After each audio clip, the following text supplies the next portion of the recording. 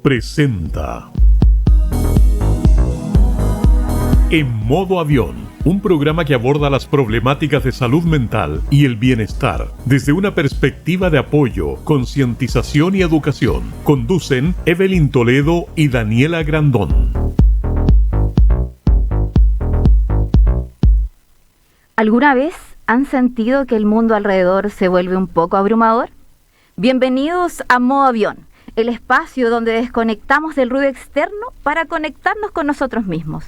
Aquí hablaremos de emociones, bienestar y esas tormentas internas que a veces necesitamos aterrizar. Así que relájate, ponte en modo avión y acompáñanos en este viaje. Mi nombre es Evelyn Toledo, estudiante de psicología, y conmigo me acompañará Daniela, y juntas traeremos un espacio para reflexionar y aprender de salud mental. Hola a todos, soy Daniela, qué emoción estar acá, estoy muy contenta, un poco nerviosa, pero bien, súper bien. También soy estudiante de psicología, soy de la Universidad Central, voy en segundo año, y sí, en realidad este programa nace de la idea de que, bueno, conversando con Evelyn, nos dimos cuenta que generalmente en nuestro día a día estamos en una especie de automático donde estamos todo el día pensando lo que tenemos que hacer, nuestro trabajo, los correos, la agenda, nuestros quehaceres. Muchas veces nos olvidamos de pausar, de tomar un respiro y de hacer como un viaje más interno y empezar a ver cómo nos estamos sintiendo, qué nos está pasando, qué necesitamos. Entonces, bueno, en modo avión es esta invitación a pausar y poder respirar un poco, poder pensar, reflexionar. Así es, Dani. Modo avión nace de exactamente eso mismo, de querer pausar en algún momento, de ponernos en modo avión. Creo que todos en algún momento necesitamos eso.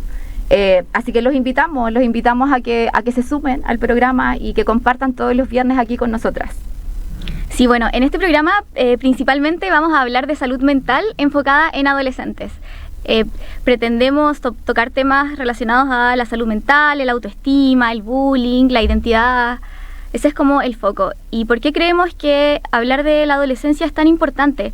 Porque se habla muy poco y creemos que se debería hablar mucho más de este tema. Creo que es una etapa fundamental en la vida que de alguna manera va determinando nuestro desarrollo personal. Es digamos, claro, una etapa en la que vamos explorando inicialmente las emociones, cómo nos relacionamos con el entorno también.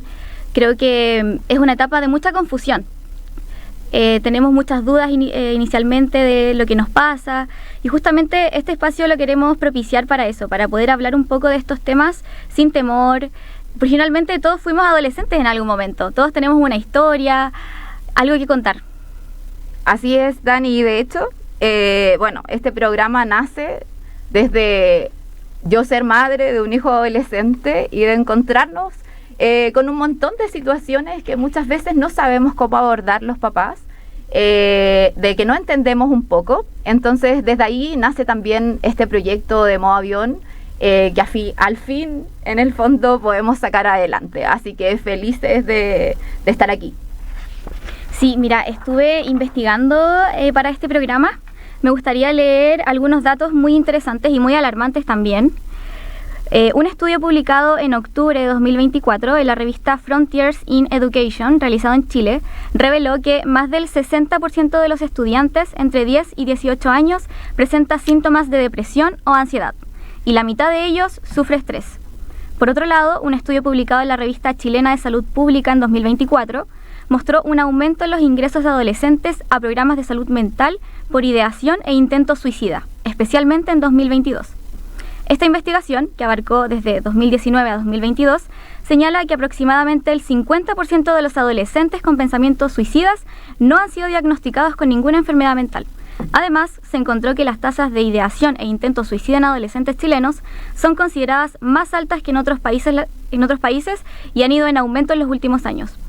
A esto hay que sumar un dato alarmante publicado por la Organización Mundial de la Salud en marzo de 2025, donde ellos indican que el suicidio es la tercera causa de defusión entre las personas entre 15 y 29 años. Además, por cada suicidio consumado, muchas más personas intentan quitarse la vida. Esto nos lleva a preguntarnos, ¿qué está pasando con la salud mental de los jóvenes? ¿Cuáles son los factores que influyen en su bienestar emocional? Dani, sí, mira, tengo dos acotaciones allí y una es que, bueno, prontamente, si no recuerdo, el 7 de abril se celebra y se conmemora el Día de la Salud Mental. Entonces creo que finalmente hablarlo hoy día es muy importante, las cifras finalmente son abrumadoras y bueno, y para eso justamente hoy día, con toda esta contingencia, traemos una invitada muy, muy especial para nosotros, que nos va a hablar finalmente un poco de esto y nos vamos a ir a este espacio importante de dudas, consultas, profundizar un poquito más en el tema. Eso. Bueno, nos vamos con una canción. Esta se titula Fast Car de Luke Combs. Estás escuchando por Radio U Central en modo avión, abordando las problemáticas de salud mental y el bienestar desde una perspectiva de apoyo, concientización y educación.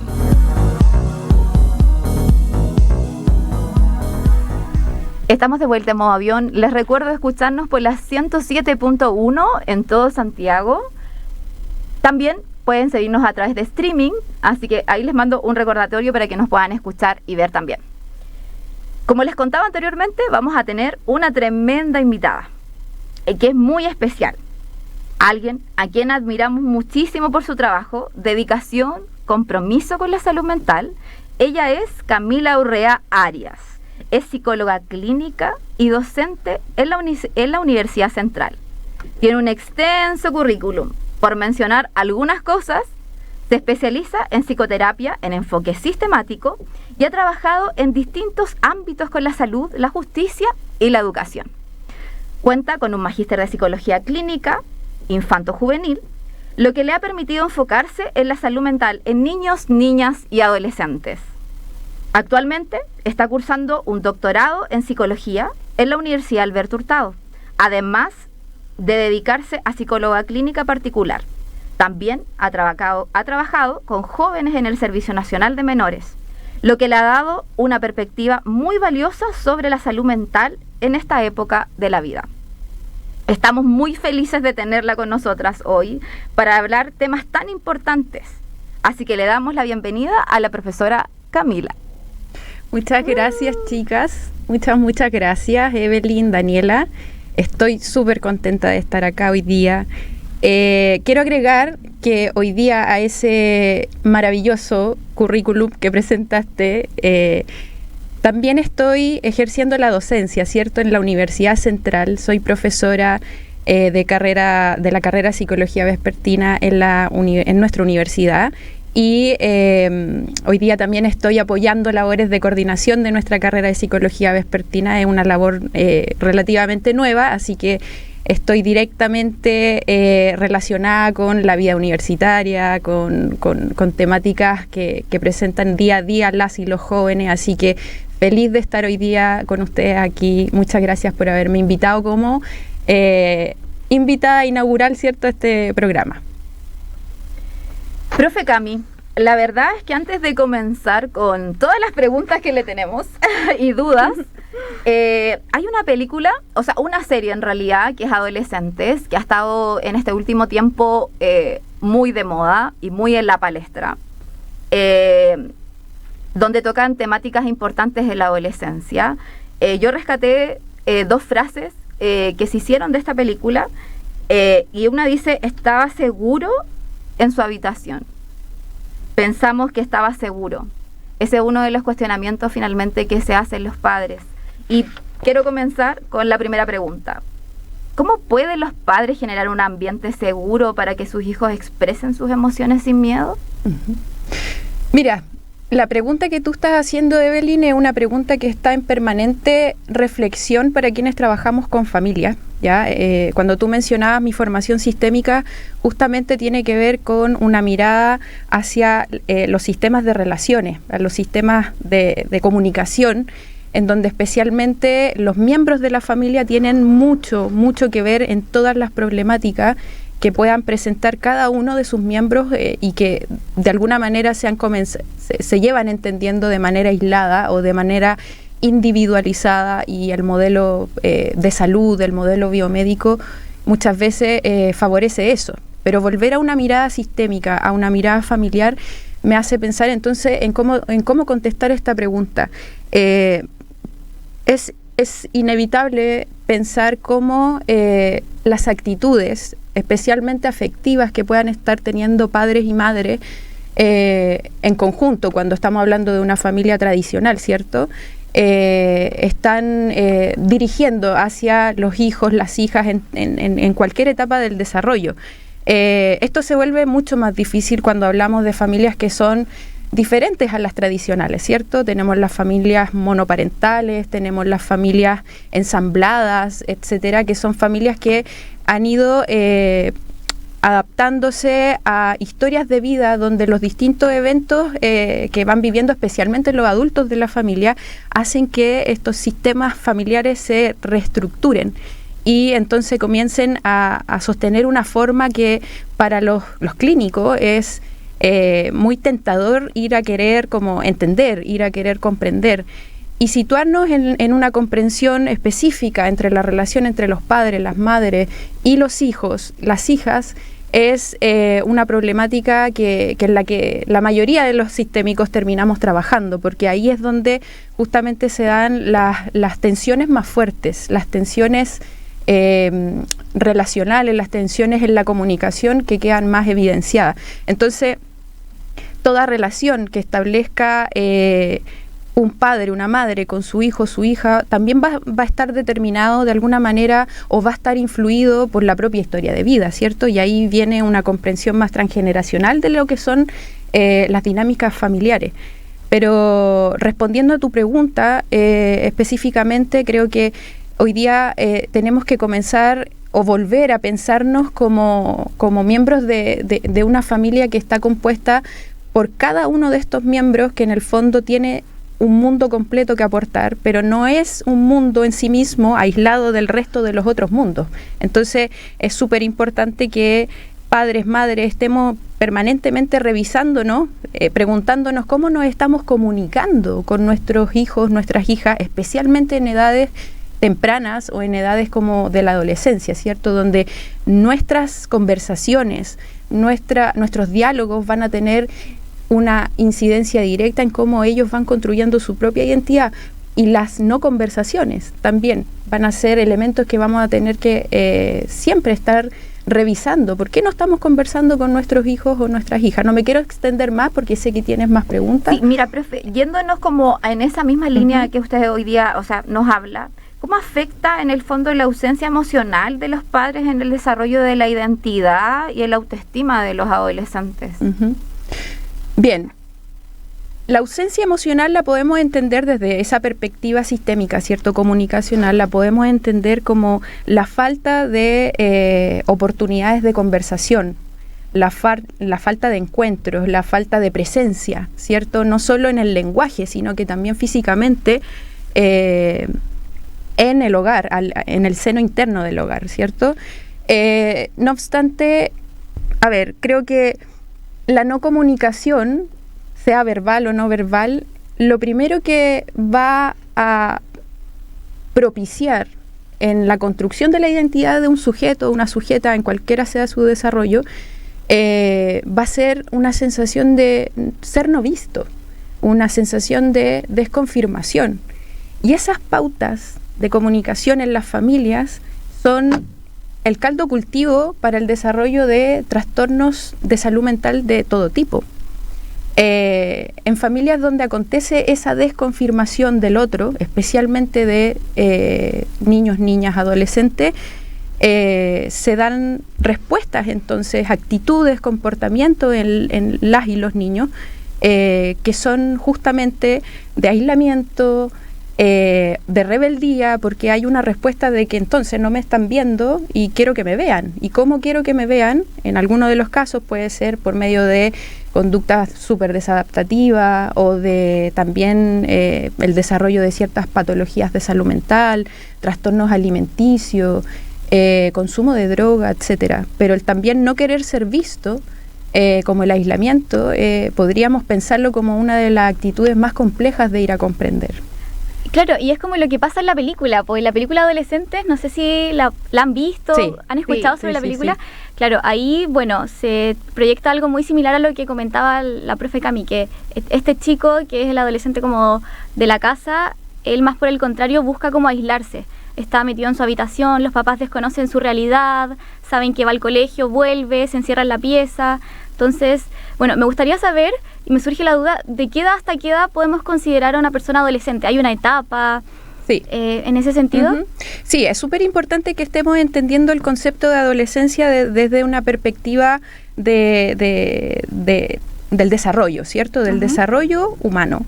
Y aquí los discursos más oficiales, como podría ser la UNICEF, la OMS, están hablando de una etapa de la vida que acontece entre los 10 y los 19 años aproximadamente, ¿cierto? Y ese periodo tan largo, entonces se ha comprendido en otras 3 subetapas que vendrían siendo la adolescencia temprana, por ejemplo, que acontece entre los 10 y los 13 años, la adolescencia media, que acontece entre los 14 y los 16 años, y la adolescencia tardía, que se puede comprender entre los 17, 19, inclusive en algunos casos hasta los 21 años. Eso nos lleva a pensar, entonces, a propósito del contexto en el que nosotras hoy día estamos conversando, de que en los espacios universitarios justamente nos encontramos todavía con adolescentes, ¿cierto? En edades tardías. Estoy hablando de 18, 19 años, incluso aquí estoy viendo hasta los 21 años. Y eso nos invita también como a repensar la mirada de que las y los estudiantes son adultos, o sea, Claro. a cuestionar al menos ese discurso, esa narrativa de que desde los 18 años son adultos, lo estamos comprendiendo como desde una idea más bien normativa, institucional, judicial inclusive, Sí, wow. pero desde una perspectiva de la psicología del desarrollo, son todavía adolescentes. Profe, ¿y qué pasa un poco con este poco tiempo que finalmente tenemos los padres, que siento que ha ido un poco en aumento? Porque si bien nos transportamos, no sé, a 20 años atrás, las mamás aún estaban en la casa. Hoy día finalmente las mamás trabajan y trabajan a tiempo completo. Entonces de eso dejamos muy poco espacio, porque no lo tenemos, no muchas veces porque no queramos, para nuestros hijos. Y muchas veces nos perdemos, que era un poco como yo le comentaba, lo que pasó un poco en esta serie, que era eso, esa pregunta, como yo sabía que él estaba en su cuarto, pero nunca supe más, o sea, yo pensé que ahí estaba seguro. Y en realidad había mucho más historia que eso. Entonces nos enfrentamos siento yo, a esta realidad que muchas veces no tenemos todas las habilidades o todos los recursos para poder ayudar o comprender o saber en qué están nuestros hijos. Exacto. Bueno, justamente eso habla de una presencia que es débil, ¿cierto? Que puede ser cuestionada en términos de cuánto compartimos con las y los hijos, ¿ya? Pero no necesariamente un padre o una madre que pasa poco tiempo con su hijo no es presente emocionalmente. Ahí tenemos que distinguir entonces cómo estamos practicando la presencia de calidad, ¿cierto? ¿Han escuchado eso de los tiempos de calidad sí. en todo contexto de relaciones? Bueno, precisamente es un concepto que nos invita a pensar de qué estamos haciendo cuando estamos juntos y juntas, ¿sí? Estamos yendo de shopping, estamos yendo, no sé, a un concierto, estamos conversando de cosas que importan, estamos viendo una película juntos, juntas. No tiene que ver necesariamente con la actividad en sí misma, sino cómo nos estamos conectando en ese ratito que tenemos al día para encontrarnos, ¿cierto?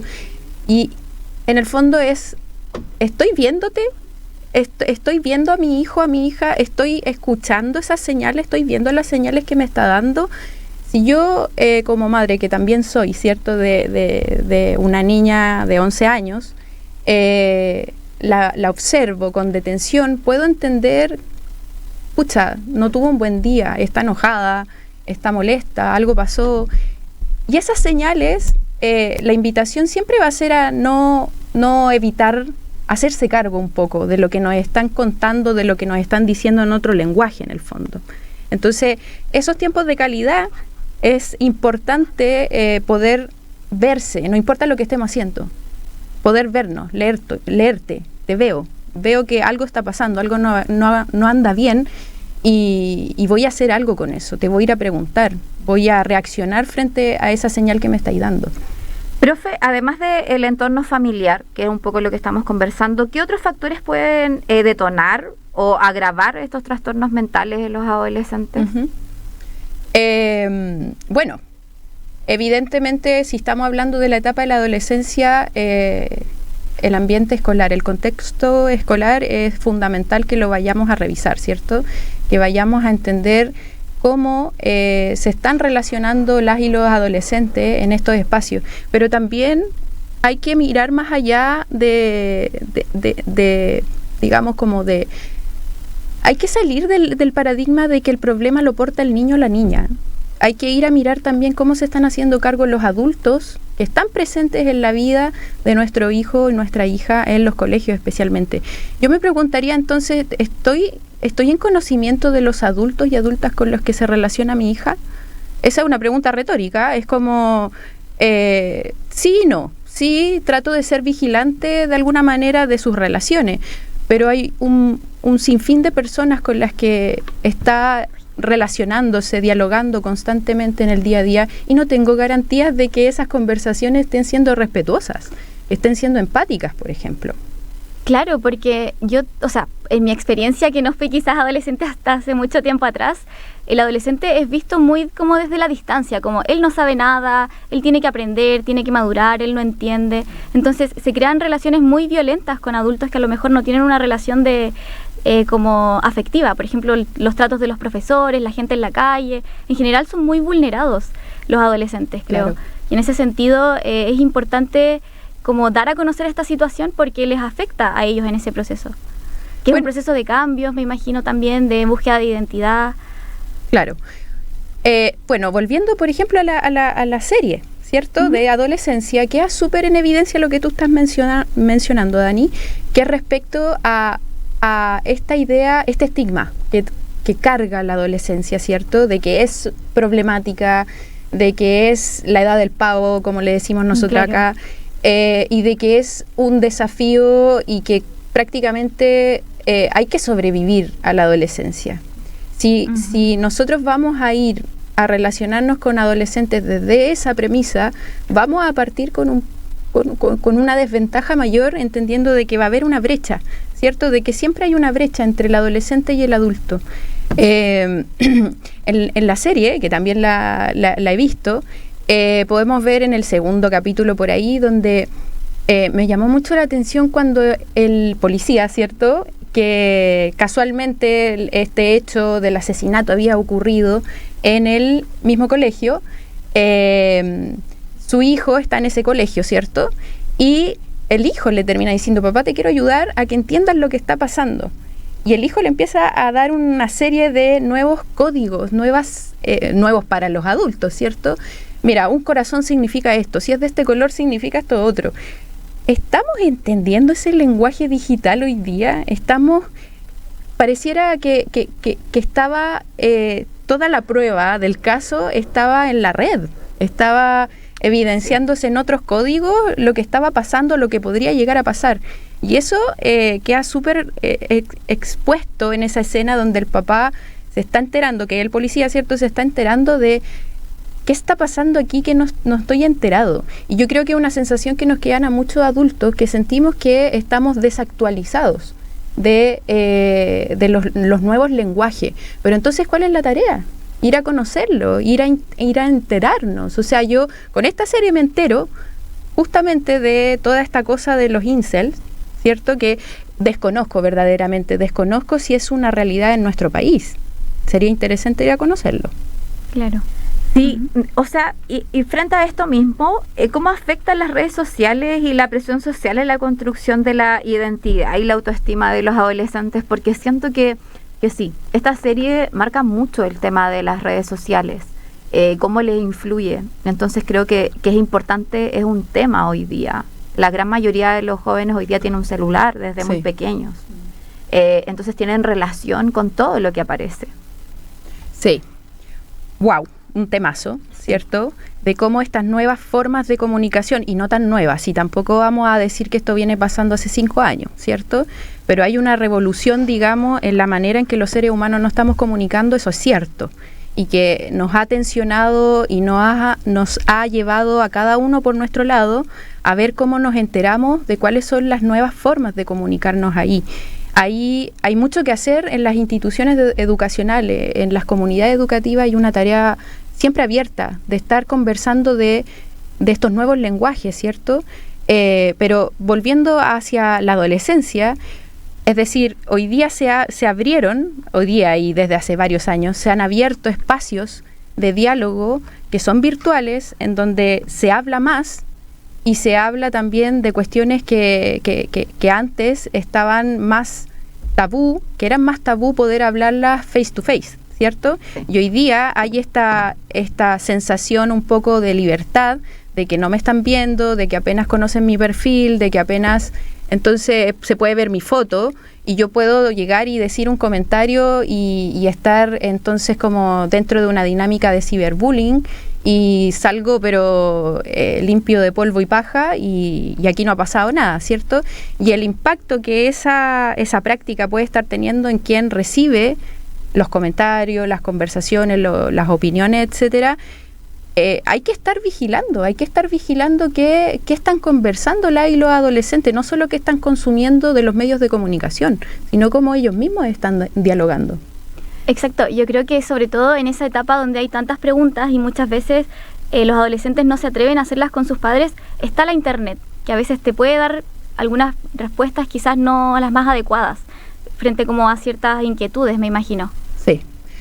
A ver, ahí tú abres un tema súper importante, porque como internet, las plataformas, las redes sociales, comienzan a suplantar el rol de los adultos significativos en la vida de los adolescentes. Entonces, yo creo que aquí el llamado de la serie en particular no es precisamente a ir a entender más las adolescencias, es ir a ver, es un llamado de atención a los padres y las madres. Por eso le prestaste tanta atención a las frases del papá, ¿cierto? Es como un remesón, pueden llegar a pasar cosas muy complejas si no estamos presentes emocionalmente, si no estamos conversando y si no estamos enterados de las conversaciones y las relaciones que están teniendo nuestras y nuestros hijos. Sí, en el fondo yo siento que hay un mundo que no está en el perímetro del padre, al cual tenemos que salir de alguna u otra manera a estar ahí, porque si no nos perdemos también con todo este mundo de los adolescentes.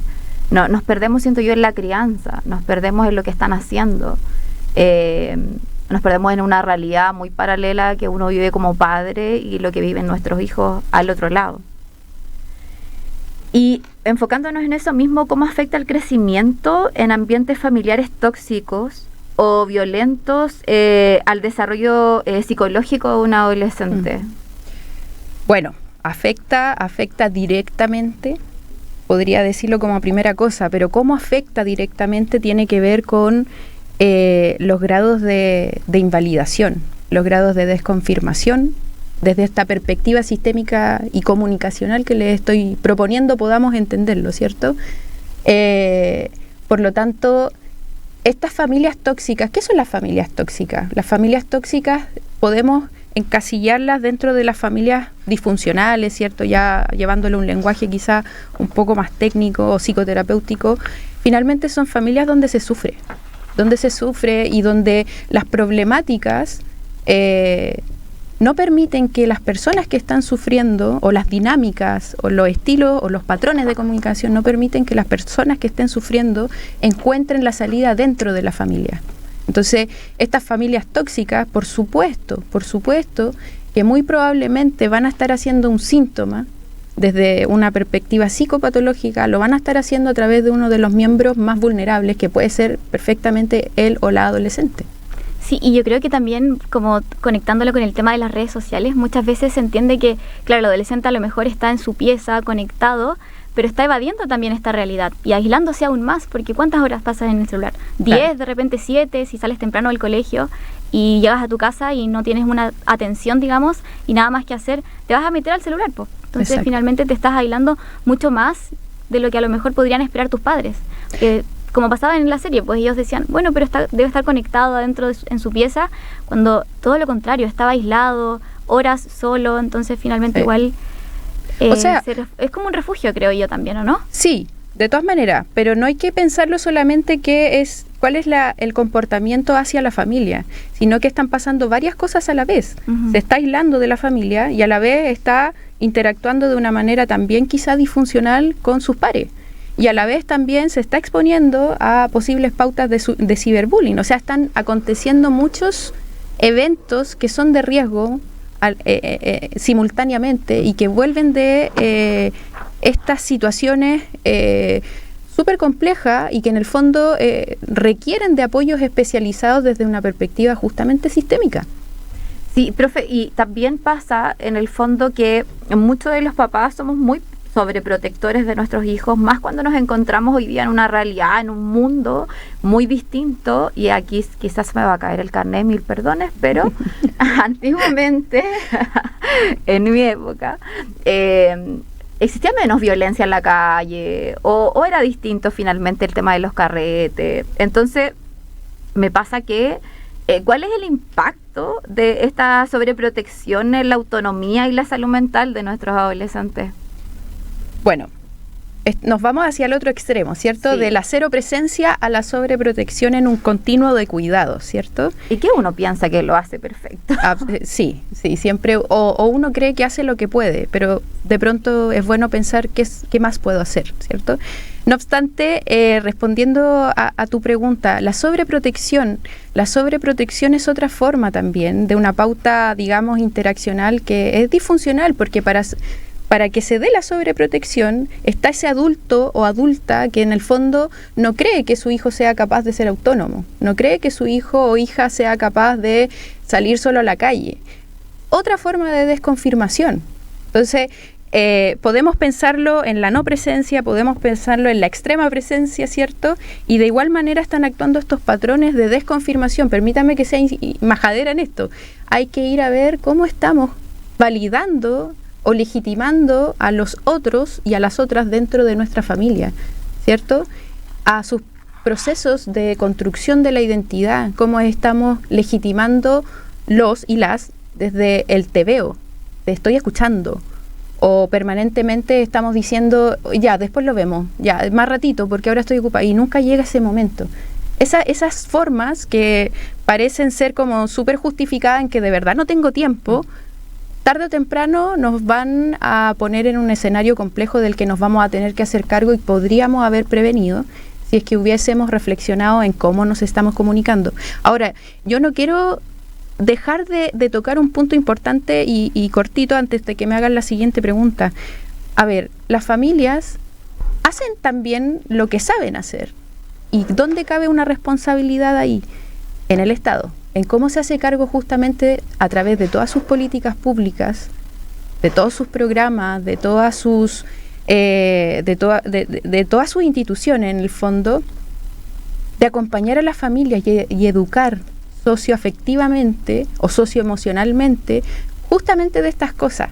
O sea, qué gusto me daría saber de que estas conversaciones que estamos teniendo hoy día las está favoreciendo el Estado, pero no a través de manuales, no a través de protocolos o normativas que quedan en el cajón, sino que están sucediendo ahí, en las escuelas, en los barrios, en los territorios, etcétera. Entonces ahí es un trabajo compartido, si lo vemos desde una perspectiva sociopolítica, cultural, familiar, relacional, todos los apellidos posibles. Es decir, esta cuestión no es una responsabilidad exclusiva de las y los adultos de una familia, tiene que ver también con cómo nos hacemos cargo como sociedad y el Estado principalmente.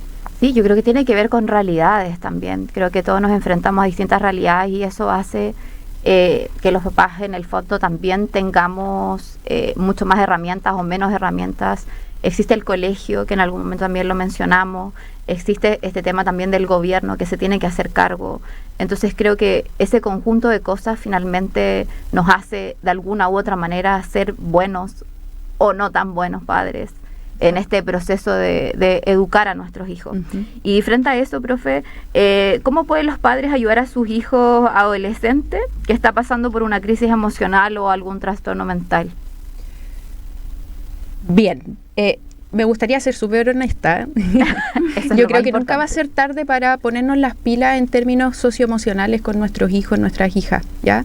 Pero si está llegando ese momento en el que los adolescentes, nuestros hijos, lo están pasando mal, yo la primera lectura que haría es ¿qué he hecho para que no esté mal hasta el momento? Desde una perspectiva de la mejora, ¿cierto? Del ir a proponer soluciones al problema.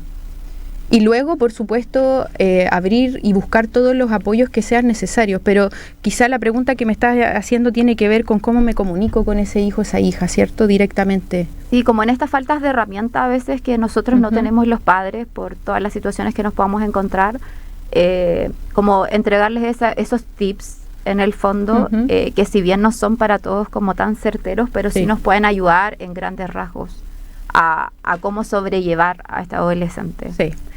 Bueno, siendo súper coherente con lo que he venido ya proponiendo, creo yo que lo primero es como darme el espacio, el tiempo de ver a ese hijo, a esa hija, ¿cierto? Si no lo estoy viendo no puedo hacer nada más. O sea, ¿qué voy a terminar haciendo? Es como buscando exclusivamente un apoyo profesional para que esa persona se haga cargo del problema de mi hijo o mi hija. Yo creo que podemos hacer mucho más que eso. Es romper esta pauta de no te veo, volver a ver, volver a escuchar y conectar emocionalmente justamente para legitimar y sacarnos un poquito de la cabeza de que las y los adolescentes son dramáticos, que le ponen color, ¿cierto? Que no es para tanto, etcétera. No, sí, subjetivamente están viviendo esos procesos con dolor. Por algo llegan a conductas suicidas o a ideaciones suicidas o a desarrollar todos estos trastornos de salud mental, pensando en que el acto suicida es como el extremo de un continuo de actitudes autodestructivas, por así decirlo, pero que no responden a una cuestión o a una decisión voluntaria de las y los adolescentes, sino que el contexto, las relaciones familiares han empujado a tomar o a optar por esos comportamientos en el fondo. Entonces el llamado es a, primero que nada, buscar la manera de ver a nuestro hijo y nuestra hija. No, y es bastante grave porque estuve investigando y hay un informe de la Academia Estadounidense de Médicos de Familia que advierte que tan solo el 50% de los adolescentes con depresión son diagnosticados antes de la adultez. Mira. O sea, hay un número gigante de adolescentes que probablemente padecían depresión y nunca pudieron recibir ayuda. Bueno, el dato que tú entregaste al principio, Daniela, hay que repensarlo, hay que mirarlo desde una perspectiva súper analítica. Los adolescentes llegan a consultar con actitudes, o sea, van a los servicios de urgencia, ¿cierto? Donde presentan estos comportamientos suicidas, ¿cierto? O actitudes suicidas que pueden finalmente culminar en el acto suicida como tal, sin diagnósticos previos. ¿Cómo podemos leer eso? De que no están pidiendo ayuda, pero no están pidiendo ayuda porque no quieran. Es porque no estamos atentos, no estamos vigilando los procesos de desarrollo, no estamos vigilando la salud mental de los hijos y la hija como para poder detectar ciertas señales que nos permitan como llegar a diagnosticar, pero el foco que no sea diagnosticar por diagnosticar y tratar con medicación inmediatamente, porque ahí lo que estamos haciendo es perpetuar una industria de salud mental que la verdad bastante bien le vienen estas cifras, ¿cierto? No obstante, ¿cómo nos hacemos cargo de esto en términos justamente afectivos, comunicacionales, etcétera? Y es estar vigilando la salud mental de nuestras y nuestros hijos desde siempre, desde que son pequeños. Entonces, no me sorprende que el fenómeno sea ese, que hayan altas cifras de consulta en centros de urgencia de salud mental sin diagnósticos previos. O sea, hay que ir a releer esa cifra, ¿ya? Y probablemente que no hayan altas cifras de diagnósticos de salud mental, que estén disminuyendo los diagnósticos de salud mental, pero aumentando las urgencias, es un dato extremadamente alarmante. Entonces hay que quedarse con el panorama completo, no solamente con el índice, ¿cierto?, de que han disminuido los diagnósticos de salud mental. Muy por el contrario, han aumentado las consultas de urgencia. Claro, y yo creo que también en la atención que se le tiene que dar al adolescente también tiene que haber un cuidado. Por ejemplo, otro estudio realizado por la Universidad Técnica en Ecuador demostró que la dinámica familiar juega un papel clave y que se encontró que las relaciones familiares disfuncionales caracterizadas por la frialdad, el rechazo o la disciplina severa están asociados con síntomas depresivos. Es decir, de repente a lo mejor el tema de la disciplina me hace un poco de... Ahí me gustaría consultarle, ¿a qué se refieren con disciplina severa? Claro, tiene que ver con pautas sobreprotectoras, ¿cierto? Porque hay una idea preconcebida de que las y los adolescentes no son lo suficientemente autónomos o capaces o autovalentes para poder desarrollar ciertas tareas, ¿cierto? Entonces viene esta idea de que no lo vas a hacer bien solo y tengo que yo ir a imponer mis formas de hacer, porque solo así las cosas se consiguen, ¿cierto? Entonces, probablemente esos adultos y adultas estén repitiendo patrones de crianza aprendidos, ¿cierto? Pero esa disciplina estricta justamente responde a que no estoy legitimando los procesos de autonomía que son progresivos en el desarrollo humano y que necesitamos ir a ver y necesitamos ir a validar, ¿cierto? Es como, si no sabes estudiar, yo te puedo orientar como un poco, pero finalmente tú también vas a poder desarrollar tus propios estilos de estudio, tus propios hábitos de estudio. Te voy a acompañar en ese proceso, pero no te voy a imponer como yo estudiaba cuando chica. Es como no poner como límites simplemente, ¿o no? No, diría que es más que límites, es como no voy a reproducir contigo necesariamente porque creo en una identidad genuina y voy a ir a conversar contigo lo que yo tengo para proponerte como padre o madre para que aprendas a estudiar, pero también me gustaría escuchar qué crees tú que es bueno para estudiar, qué te funciona a ti para estudiar. Profe, y podría ser, porque bueno, yo pensaba quizás disciplina severa también lo asociaba un poco como a de repente no poner reglas y como que quede a la deriva de lo hago, no lo hago, es bueno o malo. Claro. Como en esta, quizás no despreocupación, pero como esto como soy un papá como más permisivo. Sí. ¿Podría asociarse a eso?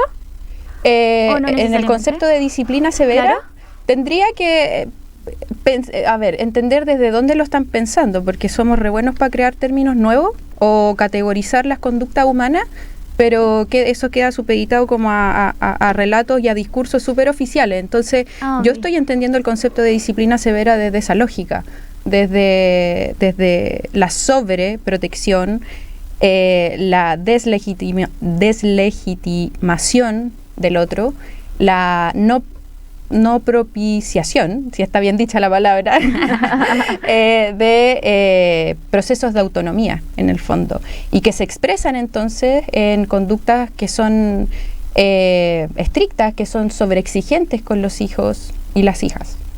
Sí, profe, si bien este es un tema muy, muy extenso que vamos a abordar yo creo que todos los días viernes, nos gustaría antes que se vaya y que la tengamos que despedir, nos conteste unas breves preguntas, un pimponeo en el fondo para poder también desde ahí orientar un poco a los jóvenes. ¿Qué consejo le daría a un estudiante universitario que está lidiando con ansiedad y estrés? Si es universitario, ¿cierto? Es una persona que tiene 17, 18, 19 en adelante. Bueno, ante todo buscar apoyo. El dolor no hay por qué experimentarlo solo, sola. No obstante, a veces es lo único que queda, ¿cierto? Buscar dispositivos de salud que estén accesibles y eduquémonos en salud mental, pero es difícil que eso lo hagamos solo sin conocer cuáles son esos centros de salud, ¿cierto? Pero es buscar compañía, es buscar escucha, es buscar apoyo profesional. Y ya, pregunta número 2. Si yo tuviera un amigo o un cercano que veo que la está pasando mal, ¿cómo podría yo intervenir? ¿Qué sería como lo más apropiado que yo podría hacer por él? Primero, entender de que no voy a ser quien solucione esto, ¿cierto? Pero sí legitimar ese sentir. Tengo que escuchar contener, volvamos a abrazarnos, démonos un abrazo, un aquí estoy contigo, aunque llores toda la tarde, aquí estoy contigo, no juzgar, y luego opinar desde la propia experiencia personal y aconsejar siempre la búsqueda de apoyo en las mismas instituciones de educación y en centros de salud mental. Se habla mucho de que la salud mental no solo se trata de cómo nos sentimos emocionalmente, también está ligado a nuestros hábitos diarios. ¿Qué pequeñas acciones podemos incluir en nuestra rutina para fortalecer nuestro bienestar mental? Hagamos lo que hagamos, yo creo que las pausas para volver aquí y ahora siempre van a ser muy necesarias. Hagamos pausas saludables, hagamos pausas, paremos este ritmo tan disociativo que estamos llevando hoy día como sociedad. Hagamos pausas o encontrémonos con lo simple de la vida. Estoy aquí, estoy ahora. Puedo reconectarme con mi ritmo de respiración, descansar un poco. Hemos demonizado el descanso durante el día. ¿Se acuerdan que antes las abuelitas tomaban siesta? Sí. Bueno, yo todavía tomo. Yo también. No solo las abuelitas, hay mucha gente. En realidad es un estigma. Pero eso es muy saludable. Aprendamos a descansar. Bueno, profe, la verdad es que queremos agradecerle enormemente su tiempo, su disposición, su perspectiva, y por ayudarnos a visibilizar de alguna u otra forma la importancia de la salud mental. Y como en nuestro primer programa, yo me voy a salir un poquito del libreto y voy a resumirle que hoy día estar aquí, en parte importante, es porque usted nos apoyó desde el día cero, confió en esta cabeza loca, y aquí estamos. Así que muchas gracias. Para mí es un placer tenerla en nuestro primer capítulo. Así que nada, gracias, muchas gracias de verdad. Sí, ha sido un privilegio poder compartir, conversar y poder hablar de otras cosas que no tengan relación con la universidad, con los ramos. Claro. Así que muchas gracias por haber estado aquí, por su tiempo también, por apartar este tiempo para estar acá y conversar con nosotras. No, yo recojo esas palabras, pero yo también agradecerle a ustedes, no por invitarme solamente, sino por atreverse, por estar pensando en lo que van a hacer en el futuro, ¿cierto? Desde ahora, desde este momento en su proceso de formación, quiero decirles que estoy súper orgullosa de las dos, especialmente porque son dos mujeres que tienen su historia también, que están tratando de tomar una voz, pero no para hablar cualquier cosa, sino que cosas que realmente importan. Las felicito ante todo, reitero mi compromiso con el proyecto. Así que cuenten conmigo, cuenten con la carrera de psicología, con nuestra directora, que es Carolina Pessoa también. Vamos a estar apoyándolas en todo lo que necesiten con DAVE, ¿cierto? Hay que reconocer el trabajo de ellos, cómo las han acompañado en todo esto. Por supuesto, al director de la radio, el profesor Ortún, que ha confiado en este proyecto también. Y nada, orgullosa, chicas, y nada, para adelante nomás, vamos, va a salir todo súper bien. Muchas gracias, profe. Bueno, y se nos adelantó la profe a todos los agradecimientos que había que entregar hoy día. Pero bueno, vamos a agradecerle en primera instancia a la profe Cami, al director de la radio por haber confiado en este proyecto, a nuestra directora de carrera, Carolina Pessoa, a la DAVE, que finalmente con su financiamiento ha hecho todo esto posible igual de alguna u otra forma, y también a mi equipo, que es un tremendo equipo, a nuestro productor Eduardo, a la Ailín, al Joaco, al Joseph y al Armin, por supuesto a la Dani, que nos va a acompañar todos los viernes aquí y nos va a apañar. Le pedimos que nos sigan en redes sociales, y yo que también quiero agradecerles a mis hijos por la paciencia y el cariño de esta mamá loca que a veces no tiene mucho tiempo, pero aquí estamos. Así que vamos a estar todos los viernes de 12 a 1 en la 101.7 a través de streaming. Así que nos vemos, nos vamos a ir con una canción. ¿Dani? Sí, puede ser Peaches de Justin Bieber. Por favor. En nuestras redes sociales, encuéntranos en Facebook, Instagram. por las ondas de Radio U Central, hemos presentado En Modo Avión, un programa que aborda las problemáticas de la salud mental y el bienestar desde una perspectiva de apoyo, concientización y educación. Nos encontramos nuevamente en un próximo episodio.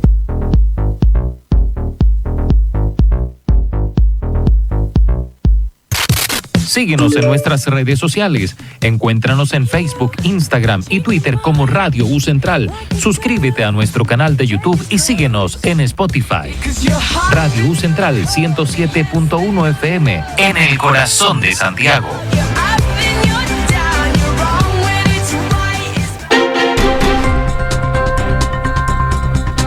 La política, la cultura, la economía, el deporte, la ciencia y todos los temas de la actualidad mundial desde los estudios de Radio France Internacional en París. A continuación, desde la capital francesa, el noticiero de RFI.